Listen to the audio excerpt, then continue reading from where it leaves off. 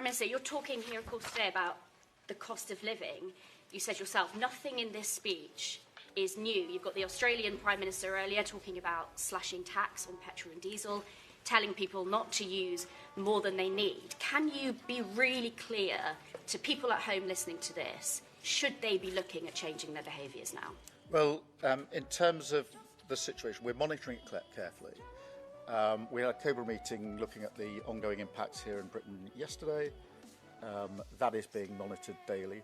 I had the business sector in on Monday to discuss with them. This was shipping, finance, insurance. To discuss with them mainly how we deal with the Strait of Hormuz, how quickly we can get action there to get the supply open or fully open. And that is what we are doing. They're decisions that we think are right here, and we will continue to do that.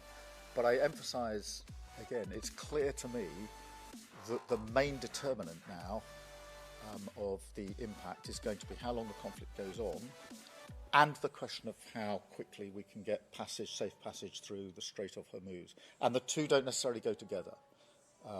In other words, I don't think it can necessarily be assumed that a de-escalation of the conflict necessarily at the same time brings the full reopening of the Strait of Hormuz, and that's why we're moving to the next level of planning in relation to the Strait of Hormuz. We've been dealing with this for some time, but now we move to the next stage with the Foreign Secretary meeting coming up later this week, the first time we've convened that coalition, if you like, of countries to look at diplomatic means, political means, and then the military planners coming together at a separate meeting to look at capabilities.